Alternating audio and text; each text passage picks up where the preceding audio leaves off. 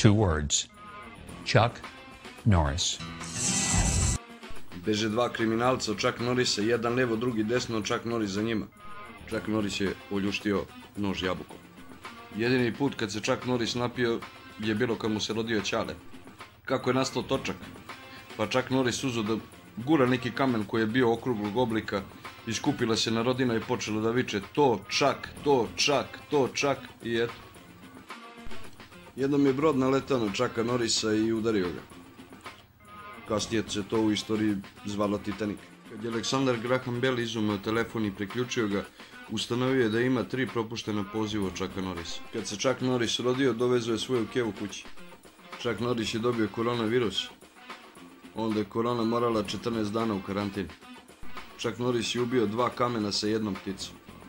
Jednom davno Superman i Chuck Norris obarali ruke.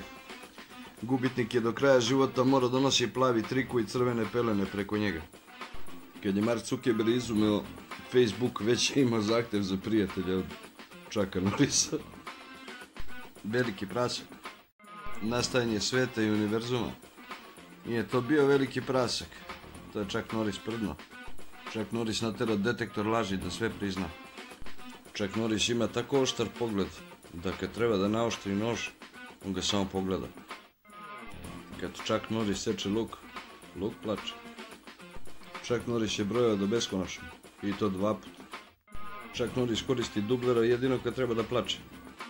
Chuck Norris ima iPhone sa celom jabukom. Šta radi Chuck Norris na dnu mora? Popali vatru. Chuck Norris je pucao iz stopa kad mu se keva rodila. Chuck Norris je jedini čovjek na zemaljskoj kugli koji je ubedio sopstvenu babu da nije gladan. Kad Chuck Norris jede kikiriki, on zna ko je Kiki, a ko je Riki.